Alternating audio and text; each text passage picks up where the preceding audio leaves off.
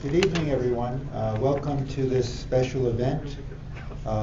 This special event is a discussion of Gabriel Rockhill's groundbreaking book, Who Paid the Pipers of Western Marxism? And not only is it a discussion, but Gabriel Rockhill is in fact here, and we will have I think, a vibrant discussion about these very important questions related to the infiltration of the left by the CIA and other agents and so forth. So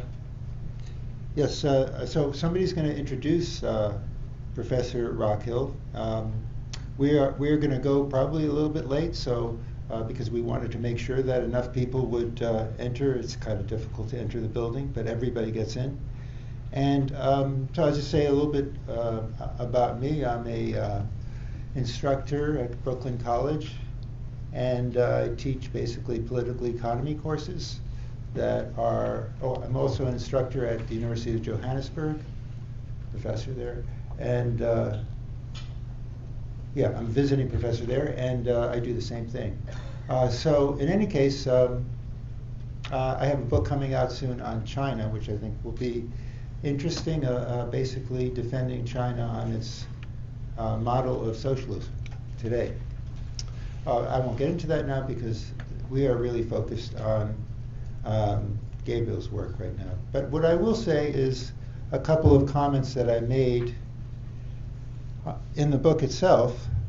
I think it sort of encapsulates what I feel about the book. I read the book in advance. I'm just trying to find it here, my comments. It was definitely there. Do you want me to? I think it was further up because I saw it earlier. Just take the physical copy, then, It'll be easier.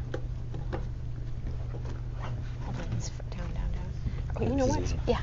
Okay, I'll just read that. Sorry about that interruption.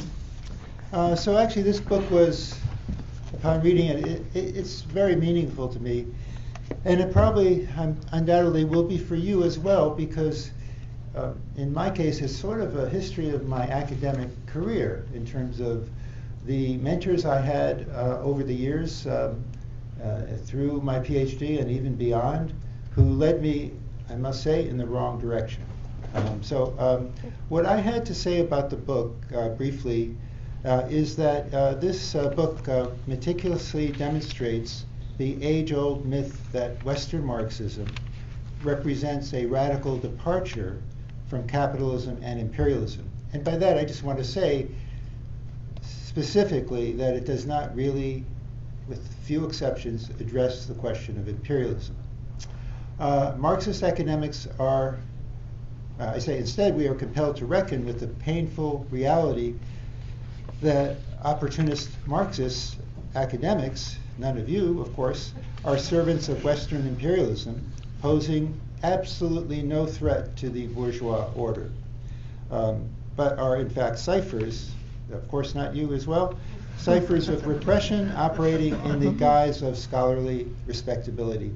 And I have to tell you that that was the history of my education as a academic. I was guided away from questions of imperialism, guided away from actually existing socialism and so forth. This book by Gabriel details and his account, it details a very compelling perspective, revisiting over 50 years of what I refer to as twisted Marxist prattle, purveying unscientific stupor upon generations of sincere students. This is really what I'm trying to mention, who actually reproduce and sustain that same system of imperialism on the left. And it also contributes to capitalist exploitation. So anyway, enough about me and more about the event at hand. We actually have, in addition to Gabriel, a special guest, Joel Whitney, who is to my left. He's the author of Finks, How the CIA Tricked the World's Best Writers, 2016. Sounds a little bit like what I had to say. Maybe not. Which the New Republic called a powerful warning. And he's also the author of Flights of Radicals on the Run. He's a former features editor at Al Jazeera America and a founder and former editor of Guernica. His writing has appeared in the New York Times, the Paris Review, the Believer, the Baffler, and the Nation. So I give you, as a preceding to the main event, I give you Joe.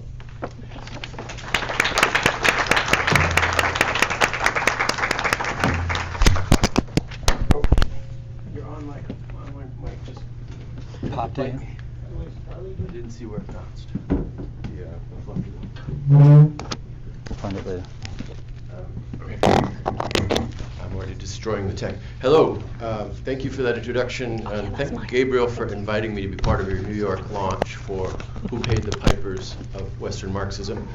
That Who Paid the Pipers is a very specific frame that some of you may have heard before if you're reading about the Congress for Cultural Freedom. I wanted to be useful when someone invites you to their book event and you love the book, which I did, and find it indispensable and must read, which it is, and there are copies for sale in case everyone here is too cool to say that. Let me try to move this thing. Does this thing move, man? Just do with it what you did with the microphone. Just kind of, flip it. We're going to get our act together here. I wanted to be useful for this launch because there's a context that I think is part of why Gabriel invited me to talk before he even talks at his own book event. And that is the context around the CIA's penetration of culture. And I'll start with a little story. You heard Guernica in my bio. It's an online literary magazine that was very much offended by some of the imperialist wars of George W. Bush. Some of us were MFA brats coming up through a different path to Gabriel's. And when the Iraq War happened, it wasn't just problematic in its own right, but it was a lot of the institutions that we trusted to be sufficiently caring about human life, betraying what we thought were sort of democratic stalwart principles. And I'm thinking of the New Yorker, I'm thinking of the New York Times. One of those two issued an apology for their coverage of the Iraq War, one didn't. The Times did, of course.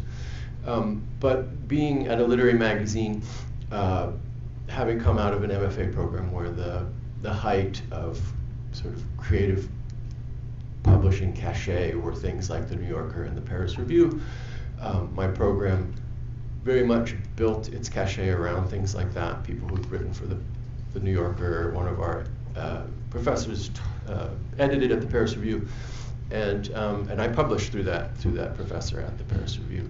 And so the Iraq War was a founding moment for Guernica, a magazine, and a lot of boomers in my life told us that it was too political. And I kept thinking about the Paris Review and why that was sort of this model of apolitical literary publishing. Guernica did a lot of anti-imperialist interviews and essays and reporting, and we even had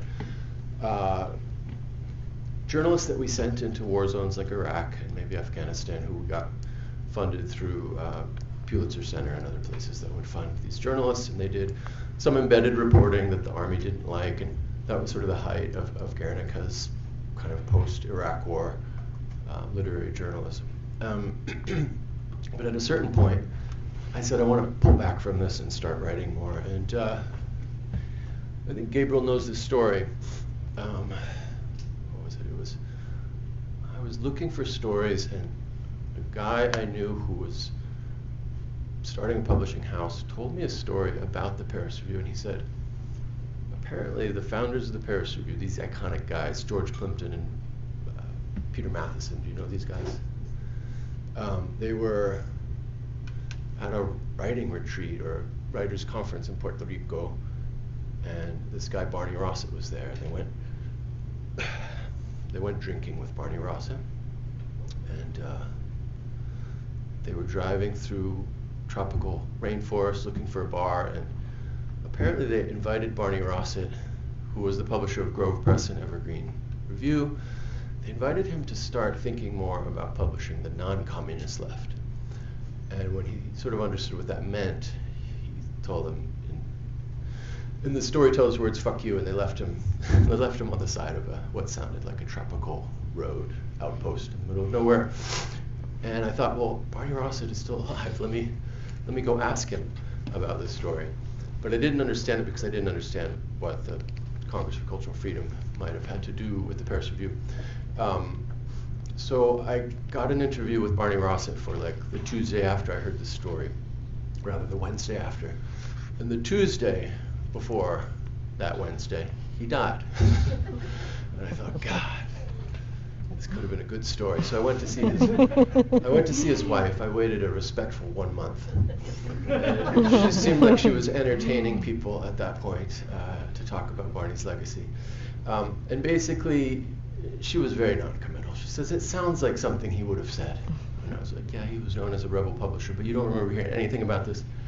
He did go to some conferences in Central America, maybe? I was like, all right, that's a dead end. And I had the story, by the way, sold.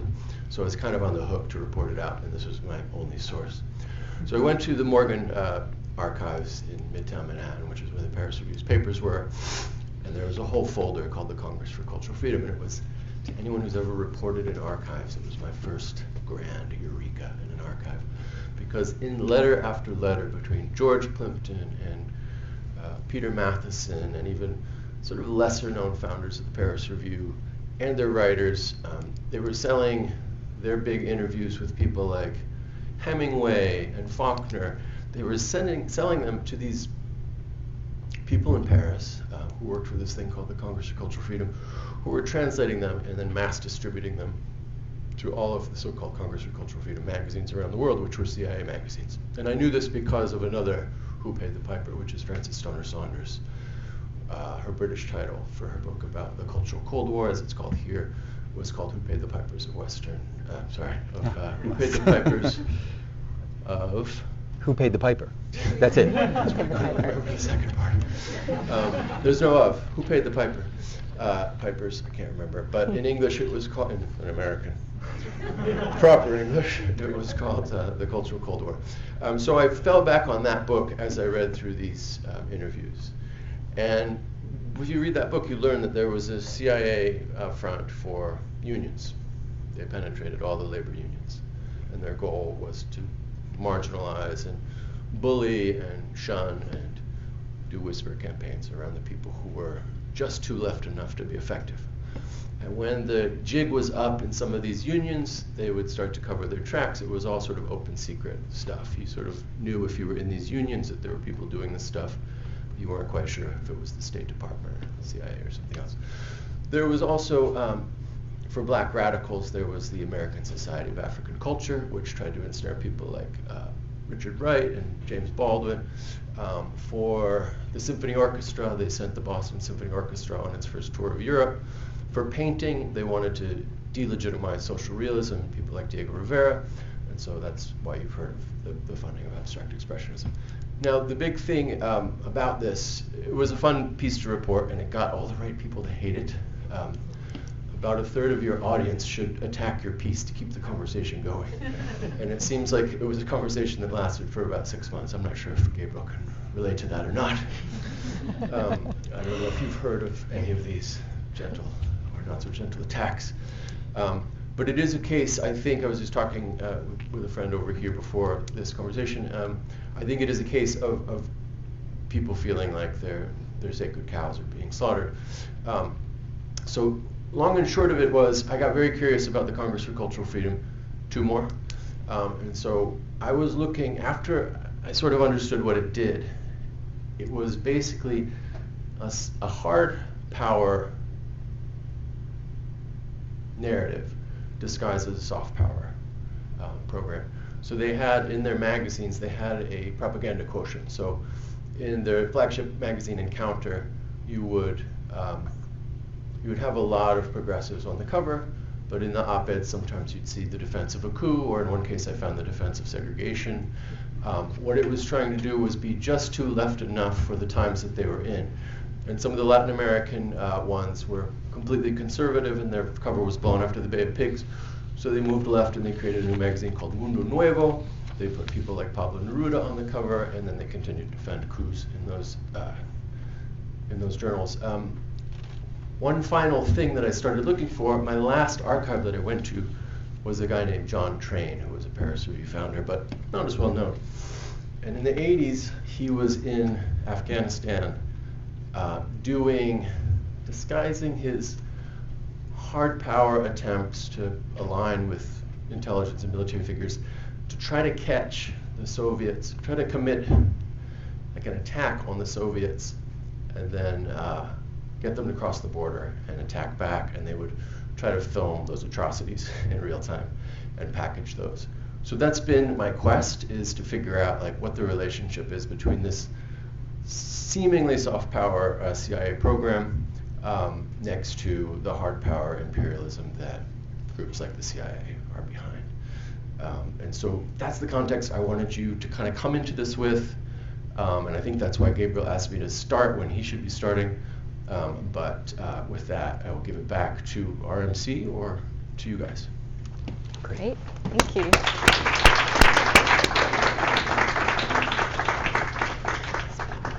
Great. Thank you so much for that, Joel and Manny. It's okay. I'll just introduce myself. My name is Corinna Mullin, and I'm a professor here at City University of New York. I teach at Brooklyn College with Manny, and John Jay College as well. And it's a real honor for me to introduce Gabriel Rockhill tonight.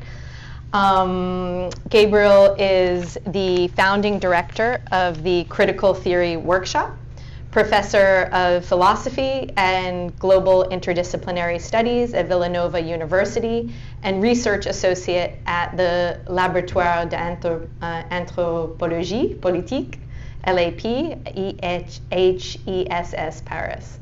He is the author or editor of 12 books, including most recently, and what we're here to discuss today, the indispensable, as Joel said, Who Paid the Pipers of Western Marxism, published by Monthly Review Press, and Requiem for French Theory and Aymeric Monville, out with Monthly Review, forthcoming actually in English, a Monthly Review. So I'm excited to have this discussion. I'm going to do a brief introduction to the book, and then we'll get straight into the questions.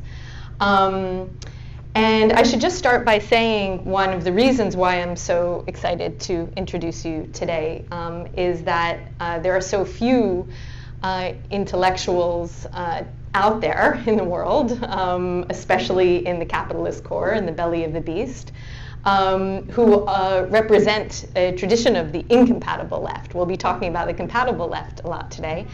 And Gabriel really is a role model in that sense. And I have to say, I think the first, although I've known about your work for a long time and I've referenced your work for a long time, I think the first time I actually met you or came into contact with you was over the summer following my firing from the City University of New York for Palestine Solidarity.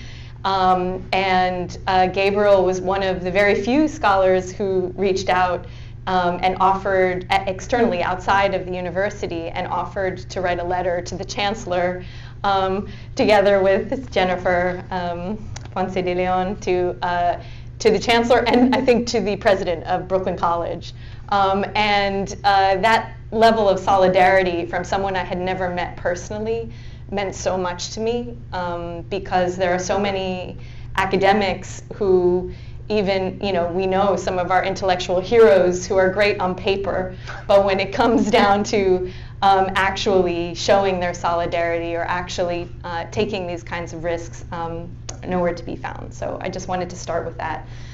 And also just to say, and I'm going to get into this more in the introduction, that it's the book, although it's focused on the history of the Cold War, and knowledge production and the political economy of knowledge production in that context, it is so relevant today. You just scrolling through my Twitter feed on the way over, I'm just reminded of how the psychological warfare is so really central, the battle of ideas is so central to how U.S. imperialism functions today. And sadly, so much of the compatible left reproduces that in their own work, and therefore buffers, normalizes, naturalizes the horrific wars that are happening in the world today, in particular the imperialist assault on Iran and the broader West Asian region, of course, as well as the Americas. So I want to begin with a line that Gabriel places near the opening of the book, a statement from Fidel Castro that captures the stakes of this project. In 1999, at the height of the US's unipolar moment, Castro declared that ideas had become the main instrument of struggle. And of course, what he meant was that alongside imperialist economic siege, military intervention, and covert operations, the struggle over consciousness, over knowledge, narrative, and ideology had become even more central to imperialist strategy and to resistance against it. Gabriel Rockhill's book enters precisely this terrain. Who Paid the Pipers of Western Marxism treats knowledge production as a strategic front in class struggle on a global scale. It offers what Rockhill calls a political economy of ideological warfare, showing how the battle of ideas has been organized within the institutional structures of capitalist imperialism. The book takes up the deceptively simple question, which Joel already mentioned, who pays the piper, that was first posed by Frances Donor Sanders in her study of the CIA and cultural war. Rockhill's answer is that Western Marxism must be situated within what he calls the imperial superstructure, the dense network of universities, foundations, cultural institutions, journals, and media organizations that regulate the production and circulation of knowledge in the capitalist core. Knowledge production, he insists, is not an autonomous realm of ideas, but rather a strategic site of bourgeois governance, one that helps manage the contradictions between capitalism's democratic appearance, and this is a quote, and authoritarian reality, while normalizing imperialist domination. Those who control the means of material production also exercise enormous influence over the means of intellectual production. What research gets funded, which voices gain prestige and circulation, which questions become unaskable, and which traditions of Marxism are marginalized or erased. Rockhill argues that the Cold War was not only a geopolitical confrontation and war on communism, but it was also a quote-unquote intellectual world war. Alongside military and economic campaigns against socialist states and movements and anti-colonial struggles, there was a coordinated effort to reorganize intellectual life in the capitalist core. Crucially, this project did not simply repress Marxism, although, of course, there was a lot of that too. It also cultivated what Rockhill calls a compatible left, that is, the forms of critique that could criticize capitalism in an abstract or cultural terms while remaining politically compatible with imperialist domination and existing property relations. In other words, critique could flourish so long as it remained detached from the revolutionary anti-imperialist traditions and from the concrete struggles unfolding across the global South. The stakes of this argument, of course, are not merely historical, they are profoundly contemporary. We are living through a moment of escalating imperialist aggression as a result of also the crisis of imperialism, imperialist decline, and the role of a polycentric world order. The imperialist Zionist forces that have launched a brutal military assault against Iran after years of economic warfare and destabilization, all kinds of hybrid warfare aimed at regime change. This war is indicative of the current conjuncture And it unfolds alongside the ongoing genocide against the Palestinian people, intensifying settler colonial violence across the West Bank, widening attacks on Lebanon and the broader region, and the broader regional forces that are resisting the Zionist imperialist domination, attempts to dominate the region, and genocide. At the same time, of course, we have seen an expansion of U.S. militarism across the Americas. Earlier this year, U.S. forces launched a brutal assault on Venezuela, an actually existing socialist state, which of course, Gabriel, I'm sure we'll talk more about, because so much of the compatible left is about delegitimizing actually existing socialist states. So they soften the way for these kinds of interventions, right? And the kidnapping of President Nicolas Maduro and first combatant Cilia Flores, who are held illegally in the MDC, a notoriously brutal detention center here in New York, alongside other political prisoners like Tarek Bazrouk, for example, a former CUNY student, in a blatant attempt to break Venezuelan sovereignty and reassert hemispheric domination under what has effectively become a renewed Monroe Doctrine. So alongside these military operations, the U.S. continues to wage economic warfare against Cuba, and I know you've spent a lot of time in Cuba, and hopefully you'll talk about that too, through a tightening blockade and energy siege designed to erode the material foundations of the Cuban Revolution. Across all these examples of imperialist assault, we see the same pattern. Imperialism operating not only through bombs and blockades, but also through psychological warfare, propaganda, and ideological management. And that is precisely the terrain that Rockhill's book helps us to understand. Because the struggle over empire today is also a struggle over how contemporary iterations of imperialism are interpreted, narrated, and legitimized. It is a struggle over whether imperialist resistance is understood as legitimate, self-determination, the right of oppressed peoples and states to fight, to resist against interventions in their sovereignty and attempts to undermine and sabotage their states, sovereign states, or dismissed through the familiar language of authoritarianism, terrorism, irrational violence. And it is a struggle over whether the left and the imperialist core will stand in meaningful solidarity with actually existing socialist and other anti-systemic projects, especially when they are under imperialist assault. So Rockhill shows how the ideological environment in which these debates has been historically constructed through the institutions of the imperial knowledge apparatus. And his archival research reconstructs how foundations, universities, media networks, and intelligence-linked cultural organizations helped shape the intellectual landscape of the capitalist core, promoting certain types of forms of critique while marginalizing revolutionary, Marxist, anti-imperialist traditions.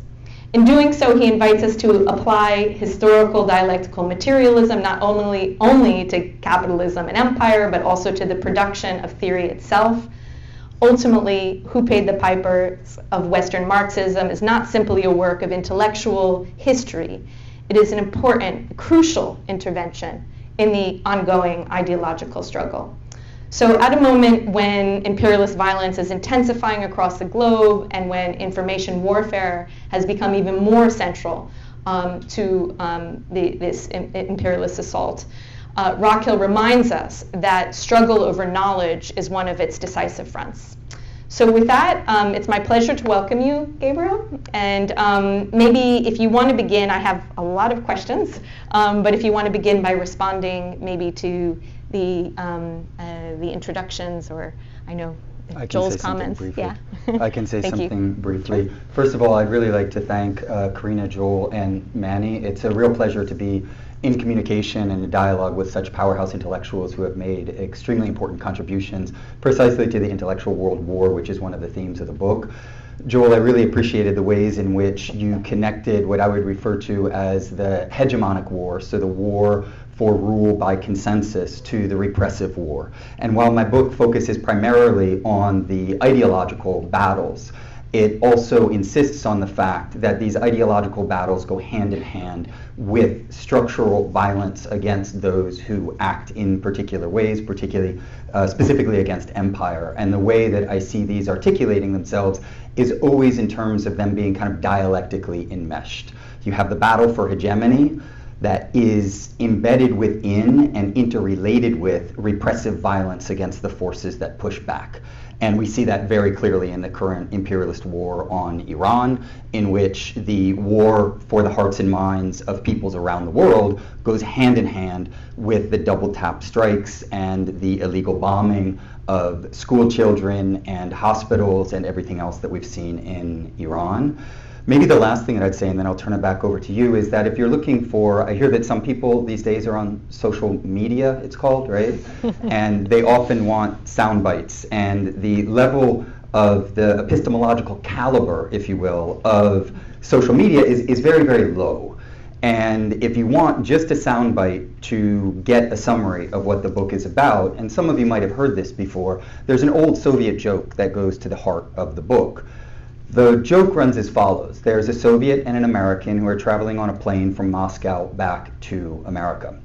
The American says, "I have to hand it to you. Soviet propaganda is really impressive." The Soviet smiles and says, "You know, it's nothing compared to American propaganda." The American looks very confused and he says, but we don't have propaganda. And the Soviet responds, "Yes, exactly." Excellent. Very true. Yes, and I think definitely one of the ways that propaganda works here, like empire, is by hiding it. You know, the West, the U.S. in particular, has been so good. Although I think now the emperor is shown to have no clothes. Right? I think we're in a moment now where, particularly with the Epstein files, yeah, if exactly. I may allow myself. No, I hope you do, actually. Yeah. If you want to say anything about that. No, just the no clothes got me started. No clothes. Yeah. Yes, and we had a good discussion about this too at the Michael Parenti Memorial, I think, as well, thinking about conspiracy theory, and maybe that's something you want to talk about too, and how capitalist imperialist power mobilizes claims to conspiracy conspiracy theory in order to hide actual conspiracies that make up the history of the bourgeois state, capitalist state, and imperialism. Yeah. So let's get into it. So one of the central concepts you develop is what you call the intellectual world war. Early in the book, I thought this was really fascinating, you show how the struggle over Che Guevara's legacy after his assassination, through efforts by CIA-linked publishers to control the framing and circulation of his Bolivarian diary, became part of a broader ideological battle over the meaning of revolution itself. Could you explain what you mean by this, and also more broadly by the intellectual world war, and why understanding this terrain is so crucial for grasping the political economy of knowledge production today, and in dialectical relation, as you said, with structural violence and other forms of violence? Yeah, I'll address that in a second, but it is interesting, the label of conspiracy theory. There are internal CIA documents that are quite interesting that point to the need to mobilize press assets to use the vocabulary of conspiracy theory in order to discredit those who are investigating the possibility of state crimes. These documents were in the wake of the Kennedy assassination, and anybody who studied in any serious manner or read the enormous body of literature on the Kennedy assassination will come away with a recognition that there was state malfeasance involved in the Kennedy assassination. You'd have to be basically completely bonkers to think anything else, given the amount of both literature and evidence.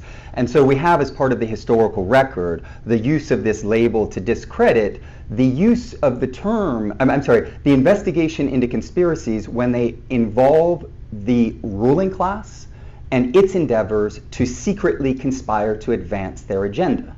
With the Epstein case, of course, if you think now that the ruling class with the political elite major celebrities and the academic elite doesn't conspire to advance their own agenda, then you're really living in la la land. It's on full display for everyone to see. And what's important about conspiracies is not to just believe in them blindly, but to materially investigate the record so that you can get clear on when they exist or when they don't exist. I hope everyone knows that according to the only court case on the assassination of Martin Luther King Jr., he was killed by a conspiracy involving federal, state, and local either government agencies or police. That's part of the historical record. You can read the entire the report, or it's actually the testimony in the court cases. So when it's an issue of conspiracies, what you have to do is actually investigate the material record rather than being browbeaten into the assumption that, well, we can't even look at this because why? The ruling class and their managers, journalists, academics, etc., say that we shouldn't look into it. Meanwhile, of course, they have for decades and decades told us that there's a communist conspiracy, a Chinese conspiracy, Iran is conspiring to invade the United States, and all of this other nonsense. But to address your question more specifically, so the intellectual world war is a global battle over human consciousness. It's the fight to define the dominant worldview that guides the development of human life on planet Earth.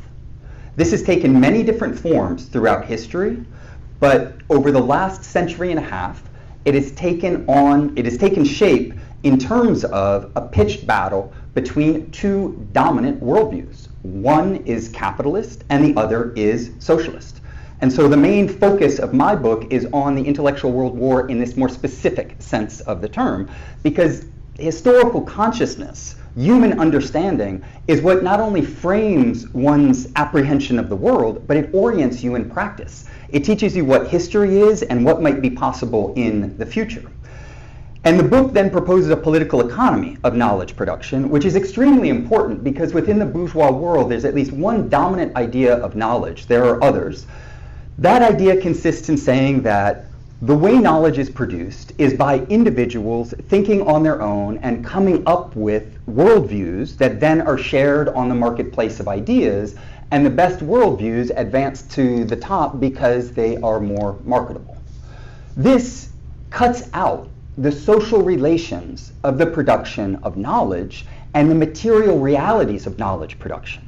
In other words, it is little more than the consequence of the bourgeois ideology of intellectual commodity fetishism. Intellectual commodity fetishism only focuses on individual subjects producing knowledge, the products that they produce, their works, their writings, their works of art, etc., and severs them from the material relations within which they are produced. This gives us a false understanding of how knowledge operates. It's an atomized, bourgeois, individualistic framework for knowledge. Opposed to this, then, I propose a materialist analysis of the entire system of intellectual production, distribution, and consumption. And one thing that we see when we engage in this type of analysis is that it's not individuals who are producing ideas in a vacuum. It's individuals themselves who are produced by a material system that has a set of constraints and forces that shape them in various ways, often unconsciously. And then after shaping them, they produce the products. And in that sense, it's going upstream from an individual analysis of knowledge production to the system that produces the individuals that then think they have free ideas. And the last thing that I'd say that I think illustrates this really quickly is that if everyone was really so free in their thinking, why is it that they all tend to think the same way? It's a really basic question.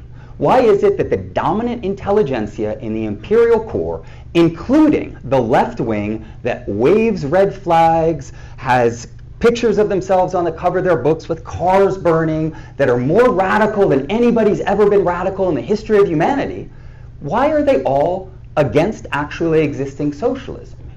Why are they all more or less systematically accommodationist when it comes to capitalism and imperialism? Is that really just the result of their free thinking? That doesn't make sense. What would make a lot more sense is understanding that they are symptoms of a larger system, a material system of ideological production that itself comes out of the material base of imperial capitalism, that produces and promotes the types of intellectuals that serve the interests of that imperial base. So the systemic approach allows us to apprehend how individuals who think they are freely thinking are actually producing ideas within a particular bubble that might appear free to them. But when you analyze it materially, what is clearly brought to the fore is that they are products of a system, and their freedom is a result of never running far enough from their owners to feel the leash. So of course they think they're free, because that's one of the ways in which the material system of knowledge production encourages them to think. So even their idea of intellectual freedom itself it's not rigorously determined, right? Just to be clear, it's conditioned by a material system. The very opposition between freedom and determination is a metaphysical form of thinking that does not apprehend the dialectical materialist reality that we live in which there is agency exercised by individuals, and there are conditional forces that shape and drive them in various ways. There's not just absolute freedom on the one hand and some rigorous determination on the other. This is a non-dialectical, metaphysical way of thinking that is very, very widespread within the dominant liberal ideology. Thank you. I think this one works. Yeah, right? that Okay. way it would be easier.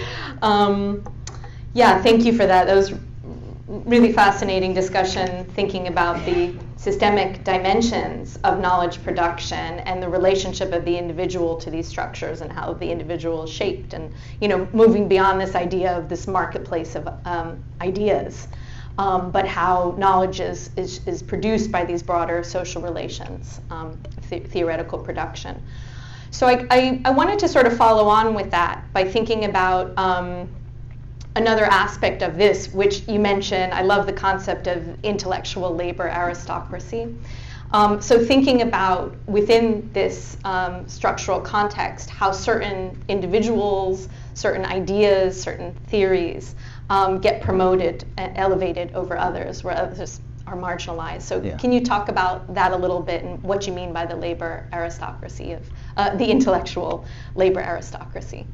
Well, one of the things I think is important is that the way that a certain critical theoretical discourse has developed, and this is in many different disciplines, also in the kind of art and cultural world, is that there's a tendency to criticize certain cultural forms that are the cultural forms that are consumed by the broader working class. So many of us are probably familiar with the kind of critiques of the culture industry, critiques of mass society. These are the products that the working class are subjected to or might embrace in certain ways. They're lowbrow culture. But when it comes to highbrow culture, the same critical tools aren't used to analyze them, as if the theory that was being produced by major figures like Adorno, Horkheimer, Foucault, or others like this, or high art for that matter, would be verboten when it comes to a critical analysis. And I think that one of the things that this reveals is a blind spot concerning the class analysis of intellectuals themselves. And for me, in developing a critical systemic account of ideological production in the imperial core, it was essential to center a class analysis. The intellectuals who are the most promoted within the imperial core are not doing janitorial work. They are situated in a class dynamic in which they are members of the professional managerial class within the imperial core, which is very important because that's very highly elevated above the rest of the world due to unequal exchange, the structures of imperialism, etc. And they benefit from the best material conditions of intellectual production, arguably, in the world. They are at the apex of global pyramids of intellectual production, and for all of the graduate students or those out there involved in these labor pyramids, they profit from and take advantage of those below them economically and symbolically, and the value flow is always upward. So you have the name of the great star intellectual, and below them there's a pyramid of labor, often that is invisibilized in various ways.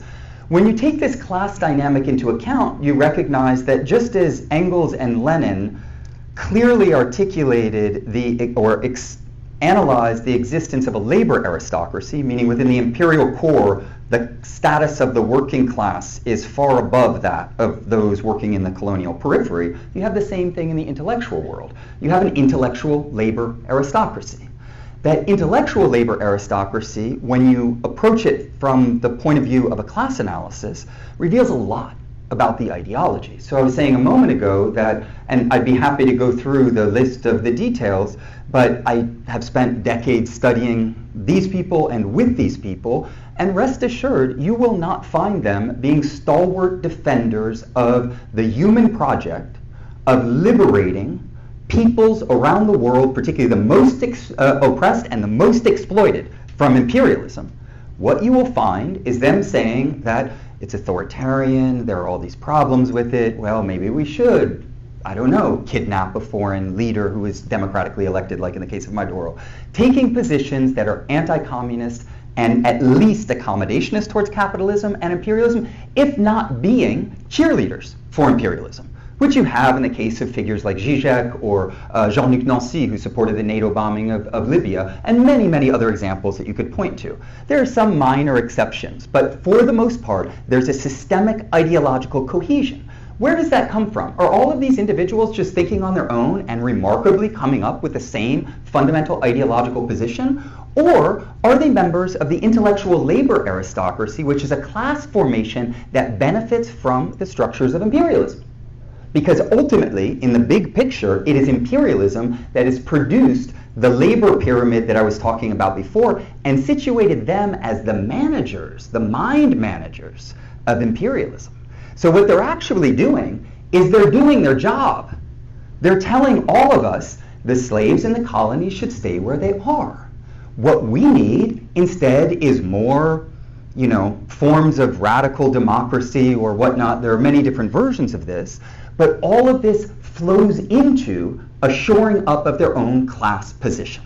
So what we need to do, in short, is apply a class analysis to the intellectual class. And doing this, of course, comes with certain risks. And I can tell you that, one of them is not having your career accelerated within these types of academic spaces. Yeah, that's a great point. And I also, this is sort of tangential to the discussion, but it makes me think about also the role of sort of unions in higher education.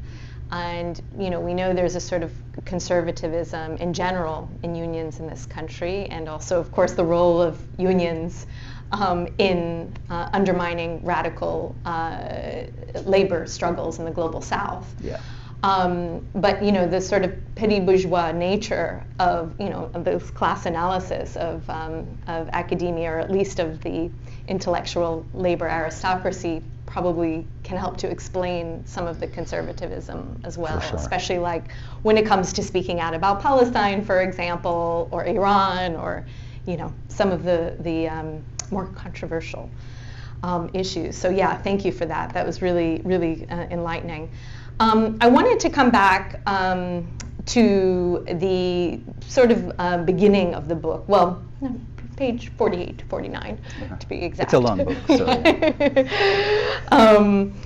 I found it really fascinating, and I know, Manny, when you started off with your own discussion about your PhD, and I think everyone who reads this, at least I'm sure many people who read this, find that it resonates with their own experience of political confusion, at least in the case of my own PhD experience. And so much of what I learned, the theory, the theoretical frameworks, the methodologies, had to be unlearned in the period following my PhD. And so, I want to talk a little bit about that. Firstly, the role of intellectual sort of autobiography in your work, which is so refreshing. I think it's also a sort of methodology, and I don't know if you want to reflect on that at all.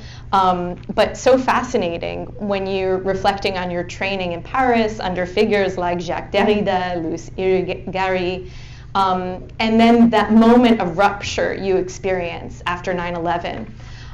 Where you talk about how you felt the dominant tools of, quote, trend-setting critical theory could only produce abstract metaphysical claims disconnected from concrete historical reality, and left you ultimately unprepared, right, to deal with. I think you were asked to speak at an event on 9/11, and you just... Let's not bring that back up. I'm still, it hurts. Yeah. It still hurts. Yeah. So, yeah, why was it important for you to foreground your intellectual formation in this way? How does that autobiographical reflection help illuminate the institutional production of theory within the imperial superstructure?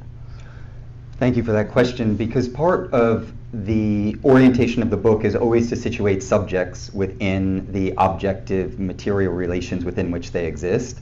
And so it was necessary for me to do that in my own case.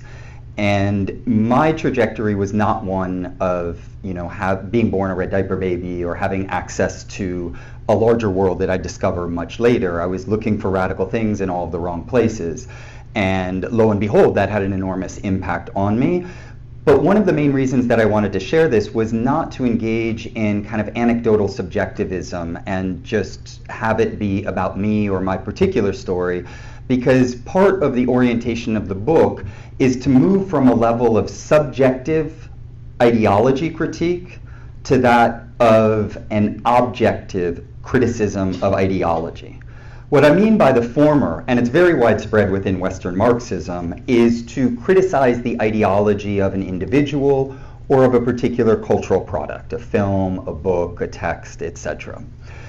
What this tends to do is hypostasize an ideology that would be out there or in here, and then some type of scientific orientation that would break with that.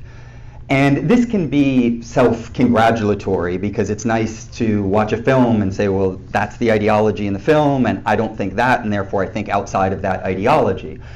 But what's lacking in that case is a broader materialist analysis of the social totality. And in my case, and this is a broader methodology in the book, I didn't only want to criticize the ideology that I had both imposed upon me and had embraced, but I wanted to situate myself as a symptom of a larger system, while also engaging in an ideology critique of particular subjects of knowledge production. In this book, I focus on Adorno, Horkheimer, Marcuse, and in later work on other figures within the kind of imperial theory industry. I ultimately wanted to get to the highest level, in my opinion, of social analysis, and that is an objective ideological criticism. It's one thing to point out a subject and say, well, you're trapped in ideology. It's a very different thing to say there's a material system of ideological production that produced you and everybody else in this room and is going to continue producing them again and again and again over time. What the former does is it allows you to criticize one ideological product. What the latter does is it gives you the methodological tools to understand how ideology itself is formed and reforms itself over time. And this is essential to the entire book project. It's taken quite a bit of time and become a trilogy, in part because I didn't want to just focus on one segment of intellectual production. There's a second volume that is called French Theory Made in USA that examines the imperial dynamics of so-called postmodern theory. And then the final volume is called Radical Theories, Infantile Disorder, and it looks at a lot of the trend-setting discourses today: liberal queer theory, Afro-pessimism, decolonial theory, post-colonial theory, the so-called communism of Zizek, Badiou, and Negri, Hart, people like this. And the reason for that is because ideology is chameleonic. It is of necessity chameleonic. I say that because ideology tries to take reality and transform it so that we don't capture reality. In doing that, reality seeps through. Therefore, ideology has to keep changing. It has to try to cover up reality. So if you're in the academy and you feel like, oh, I have to stay up on the latest, trendiest discourse, there's a reason for that. They want to saturate your time, and they want to keep you oriented on being up to date on the latest thing, which is basically being up to date on the dominant chameleonic forms of ideology. If you understand the material system of ideology, though, and you can understand that it of necessity is going to produce new forms, then you can exit that system, because the system of constraints, if you will, because you see how it overall is operating. So to bring all of that to a close, I wanted to situate myself as a subject dialectically within these objective structures of ideological production, precisely in order to give other people methodological tools so that they can use their knowledge. There are people in this room who know the history of anthropology or filmmaking or journalism, many, many things that I have no clue about. But if you give people a method and a kind of structural systemic framework that they can apply, then that can be useful for carrying forward a material ideological project, because ultimately I'm interested in collective science. I'm interested in all of us contributing to developing the tools necessary to study and coherently explain the world that we're in so that we can transform it before it's annihilated. And that means working together, sharing resources, pooling them as well, so that we can develop, what is an ongoing kind of scientific project of elucidation. Excellent, thank you. Now, I know that we originally on our run of show we're going to transition around this time into open Q&A. So I'm aware of that, and I know a lot of people here have read your book and are eager to ask their own questions. So maybe I'd like to ask one more question, and then we will open it up, I think, to questions and answers, since we had a late start. So throughout your book, the intellectual history is placed in dialogue with global anti-imperialist struggles from Guatemala to Cuba to broader movements for national liberation. How did studying these revolutionary movements shape your understanding of the stakes of theoretical debates? And maybe thinking also about, again, this is historical. I know you have 2 more books coming out in the trilogy, as you've mentioned, that bring us up to date. But if there's something that you'd like to say as well about the contemporary period here too. So, how did they shape your understandings of the stakes of theoretical debates and the relationship between Marxist theory and anti-imperialist practice? And then connected to this, what is it that you hope that in thinking about the contemporary conjuncture, which you've talked about already, of increasing imperialist aggression, what lessons do you hope that scholars, organizers, and students will take away from the book when thinking about how to build a genuinely anti-imperialist, incompatible left in intellectual culture today? Well, I think for me, one of the most important things was to realize that what I took as intellectual accomplishments, insofar as, I studied in Paris with some famous people, I have a lot of degrees in many different disciplines, was actually just a profound training in imperial ignorance. I didn't learn anything about how the world works. I was at the top of my field for what it's worth. But I did not have a basic understanding of the imperial dynamics that are engaged in levels of social murder that are absolutely genocidal. And I knew a lot about things that matter to so few people. And I could speak in very sophisticated manner and use a lot of neologisms and reference things, and I was a sophisticated participant in, cocktail level conversation, but I was completely disconnected. And so one of the things that was important, and this I think addresses at least the first part of your question, is to recognize that the imperial theory industry, the industry of theoretical production within the imperial core, that is the cutting edge, or presents itself as the cutting edge around the world, is not the vanguard of history, it's the rear guard. This is what is holding humanity back. It's saying, well, what's important is not class struggle. It's not ending the risks of nuclear annihilation. It's not liberating, 800 to 850 million people from extreme poverty like China has done. This isn't important. What's really important is being able to participate in the discourse of the intellectual labor aristocracy. What then is the vanguard of history? Where are the theoretical tools being developed that aren't simply allowing us to engage in parlor chat, but giving us the resources necessary in a moment in time where a class struggle generally is at fever pitch? We could see Israel or the United States use nuclear weapons against Iran tomorrow, if not tonight. And this is only one example of a scenario of apocalypse, right? The ecological degradation is completely unbridled, and we have an administration that doesn't even believe in human-made climate change. The vanguard of history has been the theoretical collective project of developing dialectical and historical materialism and advancing a practical project of human liberation that has liberated and improved the lives of literally millions of people around the world, taken them from abject poverty, ignorance, and illiteracy, being shoeless and not having access to potable water, to being engineers and nurses and intellectuals and participants in a dignified human life. The vanguard of history is the dialectical and historical materialist tradition that is collectively giving us what we need to turn the human project on planet Earth around before it is lights out for the entire human project, if not life on planet Earth. And that gestalt shift from the imperial theory industry to anti-imperialist Marxism gives us, and gave me, a very, very clear orientation. I hadn't learned what was necessary, and if you do a dialectical analysis of my subjective existence, it makes perfect sense. I was given a prestigious education. Why would I be given the tools to dismantle the imperial institutions that have produced these forms of prestigious education?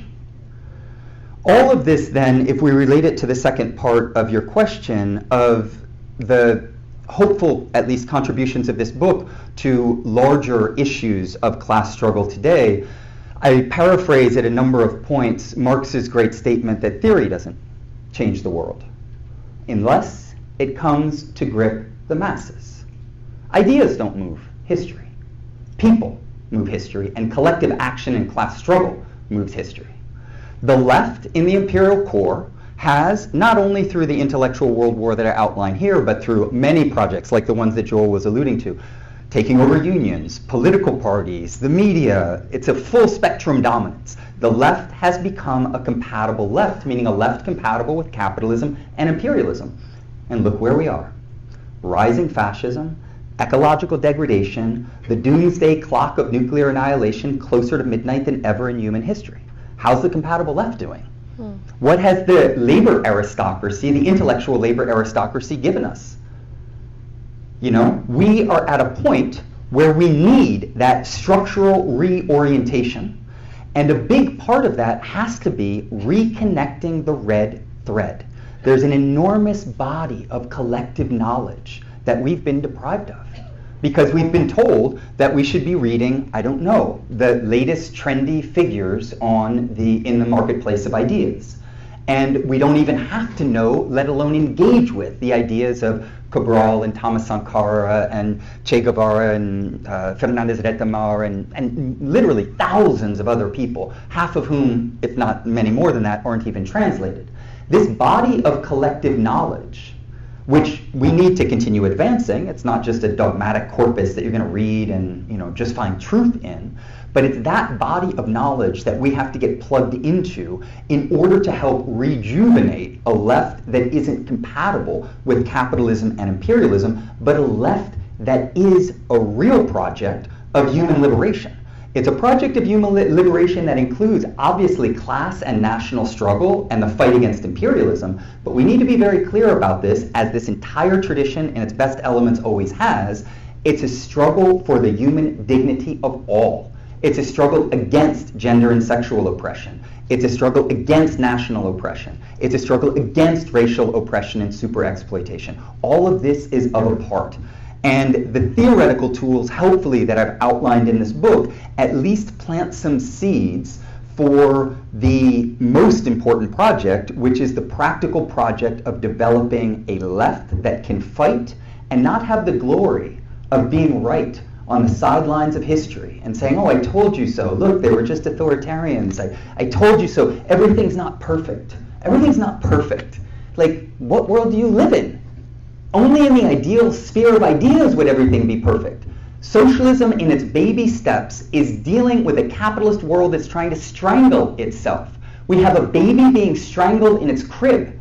If the baby survives and keeps moving and begins to walk upright as it is in places like China, then that is a major, major win. And that is the type of project that I think we all have to find different ways of contributing to, because all of us have something to give to that type of project. And if we don't, it's very clear. It's imperialism leads to exterminism. And the only path out, materially and concretely, is a socialist project of transformation that alleviates us from the death grip of imperialism. Excellent. Thank you. Excellent.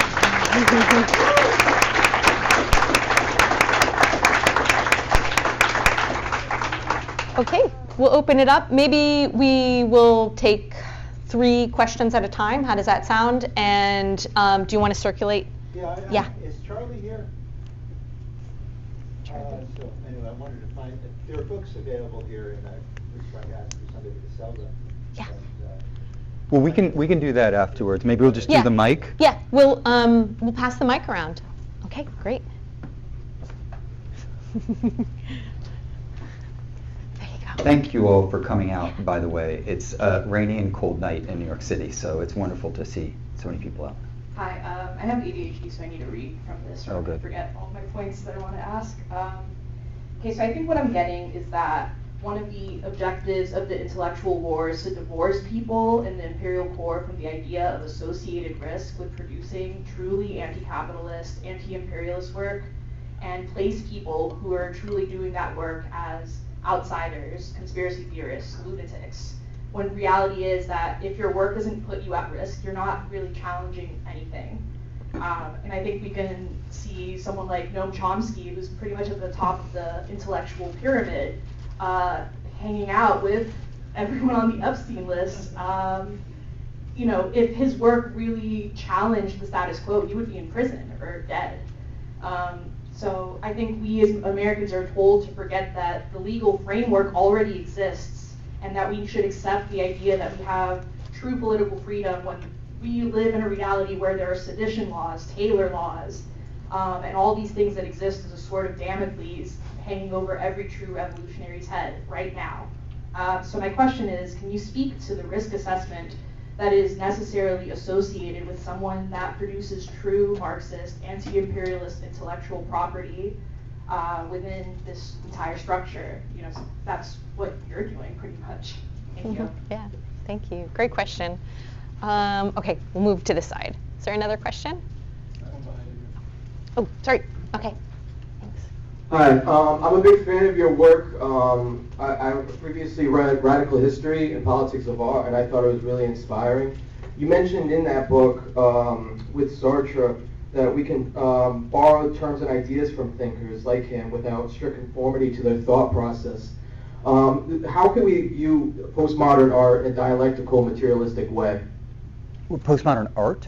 Postmodern art, yeah. What do you mean by postmodern art? Like like specifically literature. Okay. Some vague examples: Thomas Pynchon, David Foster Wallace, William Gibson. Okay. Great. Is there another question over here? Okay, I'll get him and then we'll do you in the next round. There we go. Thanks. Thanks. I agree with a lot of what you say about the weaknesses of Western theory industry. I just want to hear you to say very specifically what about China is socialist. Thank you. How you doing? Oh, should I go ahead? Go ahead. Okay. Thank you for all the questions. Regarding the first one, Noam Chomsky is a member of the compatible left intelligentsia who was hired at MIT, which received, 90% of its funding at that point in time in the 60s from the US national security state, and much of Chomsky's early work was directly funded by elements from the state, and it's all in the acknowledgments of the work that he did. And he also cultivated, prior to Epstein, or the knowledge about his relationship with Epstein, a series of relations to people like a director of the Central Intelligence Agency. He was a left critic of certain forms of U.S. foreign policy, and he, in doing that, provided certain critical reflections on what the U.S. was involved in, and some of the accounts that he gives are factually accurate, helpful, educational, particularly for young people who are kind of new to criticisms of the United States. But they're not clearly situated within an anti-imperialist framework in the dialectical and historical materialist sense of that term. And this becomes very clear in his resolute and, unfortunately, extremely under-researched anti-communism.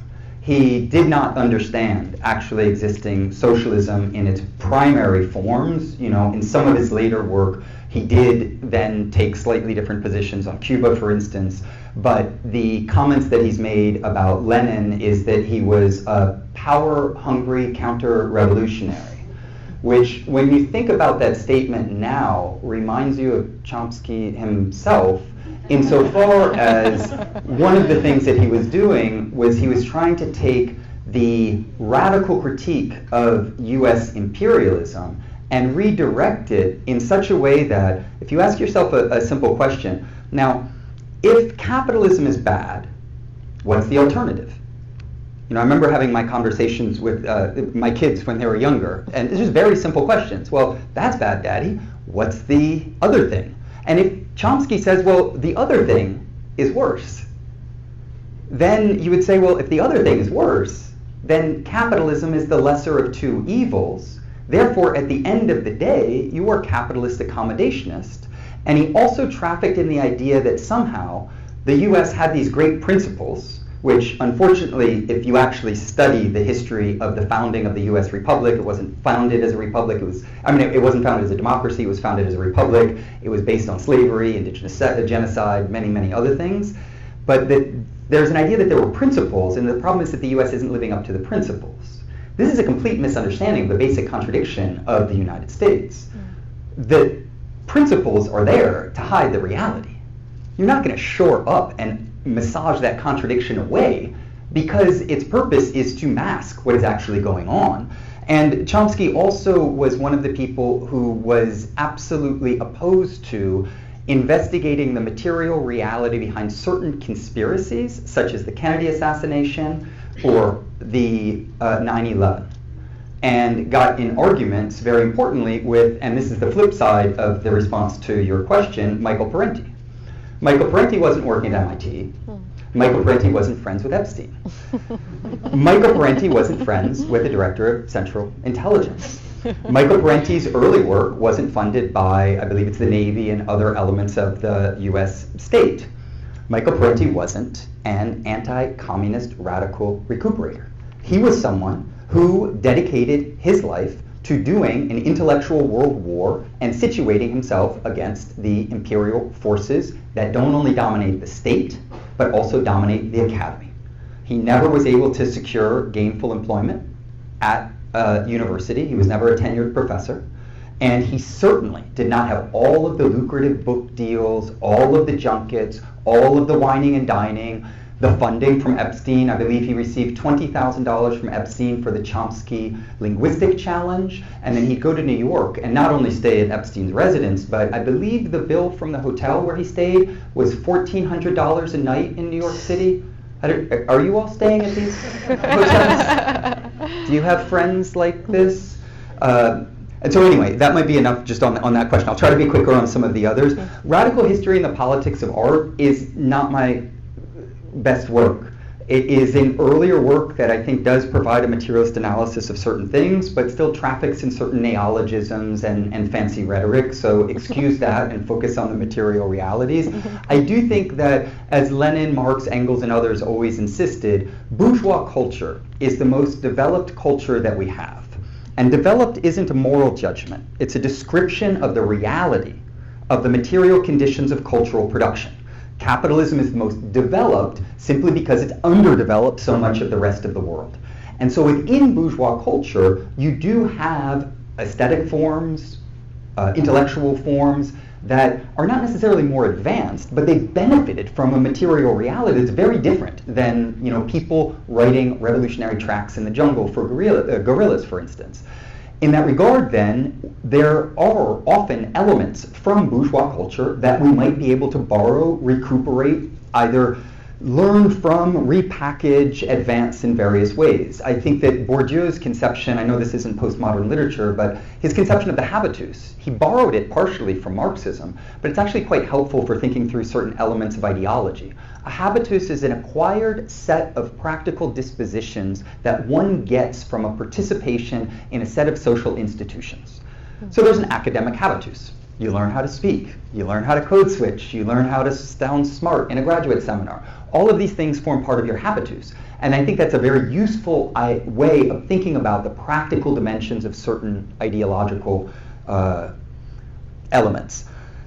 Regarding the question of whether or not China is socialist. Well, they say they are. We can start with that. There's 100 million, members of the Chinese Communist Party.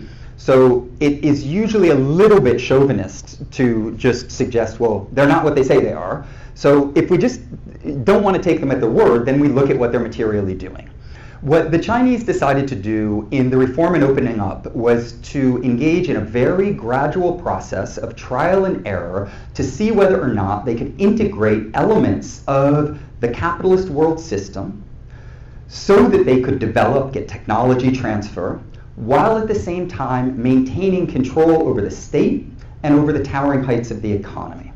The reason they decided to do this is not because, lo and behold, they said, well, we're communists, what are we going to do? We're going to become capitalists, and we're going to sell out the people. No, what they decided to do is they were studying the history of the Soviet Union and the history of the socialist trajectory on planet Earth. And they recognized that one of the most important things is the struggle for development. Because if you do not outdevelop the imperialists are going to kill you. It's develop or die. Look at what's going on in Iran right now. It's a clear case. If the Iranians had said, oh no, we don't want to develop, we just want to live in a desert, what would happen right now? Iran would be turned into a Syria, a Libya, a kind of failed state run by warlords, and terrorists, open up to profiteering by the imperialists. To develop the productive forces, they needed technology transfer, and they also wanted to use elements of capitalist forms of development so that they could advance their own productive forces. But very importantly, they didn't want to give up on and allow to happen to them what we see in real capitalist countries, and that is, who controls the state in the United States? Wall Street. Yeah, it's the state of the ruling class. The ruling class controls our state. That is not the case in China. The ruling class, there's not a capitalist ruling class that has its state that's made up of millionaires who are political managers. And it controls the towering heights of the economy, including major segments of the bank sector. And it engages in all this crazy stuff. You think, well, China's capitalist. What are they doing alleviating 850 million people from poverty? If you look at the entire history of capitalism, it's never done that. It's done the reverse of that. It's driven many more than hundreds of millions of people into poverty. And just to put that in perspective, that's more than the total population of Latin America. It's the largest poverty alleviation program in the history of humanity. Capitalism's not doing that. Is China waging wars? Is China involved in a genocide? Is China bombing Iran, supporting Israel? Is China doing all of these things? No, China hasn't had a serious military conflict in decades and decades. So it has the largest reforestation program in the history of the world. I mean, there are all of these things. And the last thing I'd say is that you have to understand socialism as the dialectical project of developing toward a future egalitarian society out of capitalism. And the whole question is how you do that. Is it purely, absolutely socialist with no markets and no money and no banks and none of that? No, absolutely not. It is an effort to break the chains of imperialism by playing elements of the capitalist game while not ceding the popular power of the state to the imperialists. And we, in our point in time, I was hoodwinked by all the Western Marxist arguments about China back in the day. We're very well positioned to see that. Because the war against Iran is a war against China. China is the enemy. Because who's the real enemy here? The real enemy is the state, and it's a civilizational state in the case of China, that is breaking the chains of imperialism and presenting to the world an alternative model of development. Is it perfect? No. Why would you expect it to be perfect? It's a human project. Like, let's just bracket that question. There's nothing perfect in the human project, but it is creating the possibility for development that is very different than what we see in the imperialist, genocidal project that is presented by the West. Excellent. Thank you, Gabriel. Yes. Got to do our second round. Here you go. Hi, thank you so much. Read your book and really enjoyed it. So when you talk about the compatible left, you're talking a lot about the academy and sort of intellectual ideas and theories. And I guess I'm sort of curious what you think about the compatible left in terms of more praxis and practice. Both kind of like how you think those ideas trickle down onto the ground as the praxis, but also like what are the forms of the compatible left that we see emerging on the ground in certain periods of time. So I guess I'm thinking a little bit about like Vincent Bevan's book, If We Burn, which talks about like the mass protest decade, and particularly kind of beginning in the 90s and up to the present, the kind of dominant form that you see, not only in the West, but in a lot of places, is this kind of horizontal kind of model, right, which posits itself as anti-capitalist or anti-fascist, but almost never anti-imperialist, or a lot of times not anti-imperialist. And so I guess, you know, maybe this is sort of out of the purview, but that's sort of my question is like, how do we think about the compatible left in terms of praxis and not just academic ideas? Yeah. Great. Okay, we'll come to you after. Hi, my name is Yasmin. I haven't read the book yet, but I'm planning to buy it. I've been going on a bit of a rabbit hole about this, watching your talks for a bit, but I was wondering if you can speak a bit about the principal war being the war of ideas, and to explain a bit more about that, because it's clear that you don't mean that ideas drive reality, but could you give some more context of how you come to this understanding as a materialist, understanding that the intellectual war is easier to win than the military one? This is going to be a bit long-winded, so excuse me. You touched briefly upon this, that the Cold War is what changed this in society, that it was clear post-World War II that it was socialism or barbarism, and that the United States needed to ramp up its bourgeois cultural production.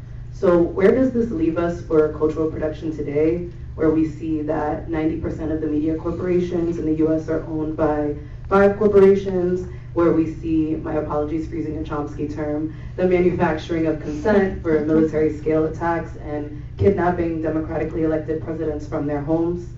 How do we combat what Chavez said, the exquisite left, which supports anything but actually existing socialism, which calls for anything authoritarian or dictatorship, which imagines this imaginary third way world where we don't have a state?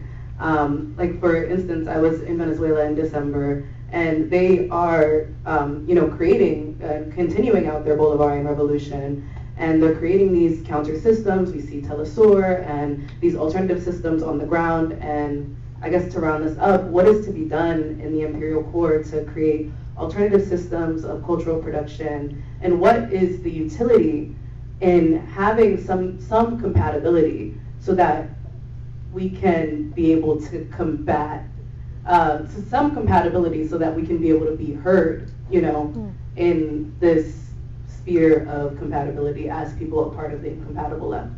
Thanks. Good question. Okay, we'll do yours and then. There you go. Sorry. Thank you, Gabriel. I want to ask maybe what's a little bit of a transgressive question, and also to complete intentionally, like the rear guard and the vanguard here. So I often tell my wife that I feel like there's 2 leaders in American propaganda in a good way. So I think you're one of them. And I think the other one is a right-wing YouTuber who I'll leave his name for the end, but he has advocated against, or advocated for Maduro. He tries to embody the working class. He has praised Lenin and Stalin and Putin, and he's given credence for North Korea having nuclear weapons. He's against Zionism, and he's for kind of dignity and kind of encouraging all these things and really doing it in a way that is widespread and gets millions of views. And so I think my question is, how do we connect this red thread from like left to right?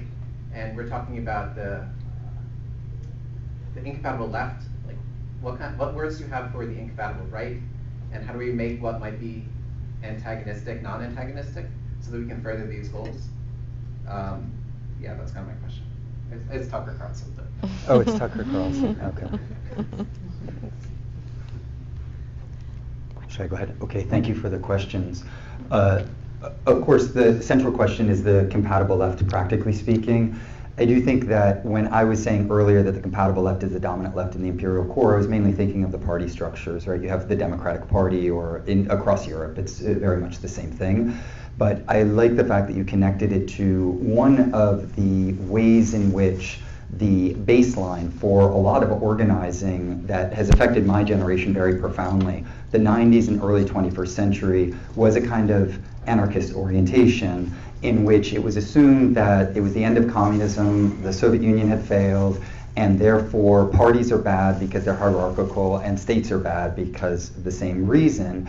And, you know, having been someone who went through a long anarchist phase and was very involved in a lot of precisely these types of movements, it became clear to me what the payout from those movements was, and that at two levels. One is that Occupy, the so-called square movements, or other examples that one could point to, did not gain the type of real power that was necessary to change things. And also, having done a lot of archival research and knowing the point of view of the US national security state or other national security states of imperialist powers, they work very well with the anarchist organizing scene because, to put it quite bluntly, if you have a well-organized, highly trained team and you're playing against a team that decides that they don't want to have a coach, everybody's free to do whatever they want, you don't have to run any plays, I mean, who's going to win the game? It's pretty obvious. It's a simple strategic question, if you will.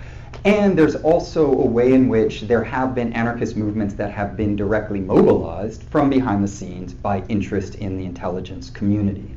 Now, with the kind of arc of history of the 90s and early 21st century, I do think that we're living through a moment in which that conjuncture is coming to a close, maybe not to a close, but things are shifting.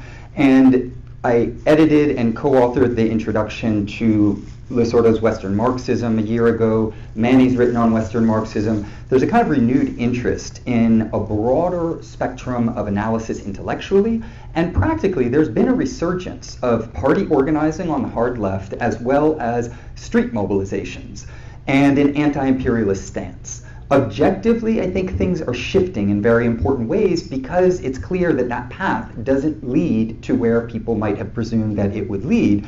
And therefore, I think that what we need is a non-compatible left that isn't just saying, oh, well, I'm anti-capitalist, therefore we're going to occupy the square. And there's plenty of anarchist organizing that has made certain contributions, and we have to recognize those, educating people, bringing them into the struggle, engage in mutual aid and things like this. But they haven't actually been able to fight and win at the level at which we need to. And therefore, we, I think, have to be very sober about the stakes and what organizational power structures look like. The party form is difficult, complicated, it has problems, but it is also a very powerful mechanism that has proven its ability to fight and win. The same is true for state power. If you don't have state power, then you're not going to be able to constitute a bulwark against imperialism. And so the non-compatible left has to get over the kind of anti-state, anti-party ideology that has unfortunately saturated a lot of the organizing in the quote-unquote post-communist age. I take it that in academic spaces, since there's always a proliferation of posts upon posts, maybe we can move from the post-communist age to the post-post age. The second question concerning the principal war, it's absolutely true. The principal war is class struggle, right? But within the class struggle, particularly the model of empire building on the part of the United States has arguably invested in an outsized way in a form of ideological warfare because they've been forced to. You have to remember that when the US empire became the leading imperialist force in the world, it inherited imperialism on its heels. Fascism had just been defeated by the global communist movement because the war was in the East. That's like any historian really knows this, and it's the Soviets and the Chinese who defeated fascism. The anti-fascist war continued as the war for the liberation of the colonies against the imperialist powers, and socialism was on the rise across the globe from the end of World War II to at least the late 1970s. Moreover, fascism and colonialism had been globally discredited at a level that's hard to imagine, particularly because we're moving back into an increasingly fascist and colonial phase of capitalist accumulation. And therefore, the US empire not only was on its heels with socialism advancing, it had to present itself as being democratic. It had to present itself as being in favor of certain forms of decolonization. Of course, in order to recuperate those countries through neo-colonial projects, through proxy wars, through dirty tricks, and many other things. But it had to wage a very sophisticated ideological war. The US empire is an empire of spectacles. This is much of how it functions, and it's been integral because of the wins globally on the part of the anti-fascist, anti-colonial socialist movements. Now, that doesn't mean by any stretch of the imagination that we're going to be able to bring down US imperialism through a battle of ideas. We need to do it through class struggle. But it's very interesting that a lot of internal documents are crystal clear. They say the pen is mightier than the sword. In the long run, the battle of ideas is the fundamental conflict. Because what they wanted to do and what they needed to do is try to win the battle for hearts and minds so that they could advance the imperialist project. And when you think about the ways in which the US has done that, right, they basically got rid of most of their productive economy, and what do they produce now? Bombs and movies about why it's so great to drop bombs. You know, that's really some of their core industries. Pharmaceuticals and other things like that as well, to keep the people doped out and keep them working and other things like this. So I think that that's important, but the tactics and strategies for advancing our project, I think that intellectual and cultural world can engage in a kind of Trojan horse tactic in which you smuggle in arguments within the mainstream by making sure that you speak the language of those who are the kind of dominant leftist forces, like liberals. But we also have to develop counter-hegemonic systems of cultural production so that we can own the means of intellectual and cultural production, and there are many great examples of that. At a very small scale, it's what we're trying to do with the critical theory workshop, but there are other great examples as well. And ultimately, we have to have the strategic horizon of state power, because it's not only counter-hegemonic projects of alternative networks of production and circulation of culture. We ultimately need something like state power to get where we need to get. And the last thing that I'd say is one of the things that's so wonderful about the dialectical and historical materialist tradition is that it recognizes that history doesn't advance in a straight line. And you can't just move from A to Z. You have to go through the whole alphabet, and in doing that, there are often tactics that you need to use to advance your agenda, build power, bring people in. And in doing that, you might sometimes take what looks like a step back in order to take a leap forward. And so we need a lot more strategic thinking, both in political organizing and in cultural and intellectual production, because there are sometimes tactics where, like in a country like the United States, the dominant left force is liberal. We need to get the liberals on board with a peace project. We need that. We need to actually build power with people with whom we might have fundamental disagreements, because the liberals tend to be imperialist and they tend to be capitalist. As Lenin always insisted, to fight and win means you got to make compromises. You have to work with reactionary forces, especially if they're the most powerful forces. It's not about your moral purity or what you can subjectively do or can't do. It's about objectively analyzing a situation and figuring out the tactics that will advance your project. The liberals want to be anti-fascist. They don't fully understand what that means. They actually keep all the fascists in the closet, and they're, half of them are half fascist, and they're fine with fascism abroad. We can know and analyze all of those things, but we take what's positive in their project and we say, yes, let's be anti-fascist. Come along, and through practical struggle, you're going to learn what that actually means. meaning we're going to have to dismantle capitalism if we actually want to get rid of fascism, and your liberal ideology is going to evaporate or be distilled out in the process. Regarding the last question, I actually thought you were thinking of someone else, so it's quite interesting that it's Tucker Carlson, but I won't mention the other person I was thinking of. There is a way that the project of supporting a kind of anti-imperialist orientation has picked up and gained more traction, arguably, than it ever has in my generation. And the right and the US national security state and the imperial forces are faced with a fundamental problem. There is something like 70% of young people who self-declare as socialists, and there's a whole bunch of them who say that they're communists. What are we going to do about this?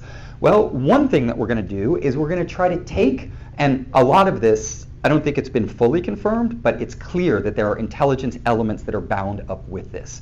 We need to take that anti-imperialist sentiment, we need to say, yes, that's true, but we need to channel it in such a way that it's directed to an alternative project. One example of this, and this is where I thought you were headed, is what there's an excellent piece that was recently written for a special issue on Domenico Losordo that we're going to publish in International Critical Thought that advances the concept of Herrenvolk Marxism. Herrenvolk means master race, right? And it's a concept that Domenico Losordo developed to describe what democracy looks like in places like the United States or so-called liberal democracies. It's democracy for the master race. It's not democracy for everyone. And there's a form of Marxism that presents itself. Of course, Tucker, I know he's on a trajectory, I know he's kind of moved away. I think he has a few more steps before he self-declares as Marxist, but we'll see if he actually gets there. But there's a form of Marxism that says, yes, I'm against empire, yes, I actually support some of the figures that you referenced, but the ultimate project is one that is wedded to a particular understanding of class struggle, being one that's primarily driven by kind of white male industrial workers, and one that doesn't include all of this quote-unquote woke ideologies of identity politics. And there are very important, significant critiques of identity politics, many of which are absolutely spot on, like the work of Adolf Reed Jr. and many, many others. But it's important to actually know the history of identity politics, which is an attempt to recuperate within the liberal fold a deep project of racial, gender, and sexual liberation that is part and parcel of the anti-imperialist Marxist tradition. We need a dialectical critique of identity politics that recognizes that for the tradition that we're talking about, we are defending the absolute human dignity of all peoples, all of them. And that's essential to everything that we're doing. And it's also crucially important as an organizing platform. We're not just organizing a group of workers or workers in a particular nation or who are a particular race. It's all peoples of the earth who are subjected to proletarianization, who have to work in order to survive. And so the critique of this Herrenvolk Marxism, this idea that Marxism would just be the Marxism for, I don't know, the true American patriots or something like this, is trafficking in a red-brown alliance that's trying to take Marxist elements and bleed them into elements that we know from the history of National Socialism are actually driving in a very, very different direction. Basically twisting the kind of socialist project into a socialist project that serves a particular group of human beings instead of embracing the universalism that is integral to the socialist project. Great. Excellent. I think we have time for another round, or should we close it? How do you feel about one last round, or should we... How do you feel about one last round? Yeah? It's more of a... Are you okay? All right, we'll do one last round because it's 8. So let's see. I know I didn't get to this side at all. So here you go, and then yeah. Great. Thank you. This wasn't the question I initially intended to ask, but so you maintain that China is socialist, and I'm curious, how much do actually existing socialist countries, especially one as large as China, how much of an obligation do they have to the international struggle? I'm asking this because recently China abstained from the UN Security Council resolution on the post-war Gaza arrangements, rather than even voting against it. And as we know, it would be purely symbolic. But they still chose to abstain. And at what point do we interpret pragmatism as simply being self-serving? I don't know if you're familiar with the memes about China and the do nothing and win, but at what point is winning, or actually winning? Okay, I'll come to you. Hi. I just have a question about popular education and just to get your insights on, like, I don't really think I can give your book to my father, who has a high school education and who gets his political economy from David Muir from the ABC News, But I also feel like I can't give your book to some of the liberal neighbors that I have who wave Ukrainian flags, And I've been trying the past couple of years in the different places. I dropped out of grad school and I'm not in academia right now, and I'm struggling right now with popular education. And I tried a Marx reading group, a few years ago. I tried reading the history of the 100 Years of War on Palestine, which was a good start. But I realized that people really are propagandized and indoctrinated in it. Another word for uneducated really is there's an indoctrination that exists in the imperial core. And so I wanted to know, I've been going back to the basics with Lenin and Marx and Du Bois and then also anti-colonial, you brought up Cabral. But yeah, I was hoping I could get your insight on that and where to start with that outside of the academy. Since this is the last round, we'll maybe take 5, but you don't have to answer all of them. And you have to do it in 1 minute. So. The questions are too good, that's why I've gone on at length, but I can be briefer. Okay, there you go. I'm curious about what you think in this current moment where the mask of liberal niceness that imperialism wears is falling off. It feels to me that, especially in my generation, that no one's really ever bought into this nonsense about we have to blow up these countries because we're trying to liberate the women or whatever, liberal propaganda we spew. I feel like in this moment of we're at a junction where there's a real chance for people to, because the last person said, we don't really buy into the propaganda anymore. What can we do, right, to get them out of this funk, I guess, for lack of a better word, that we're all in? I wonder what you think about that.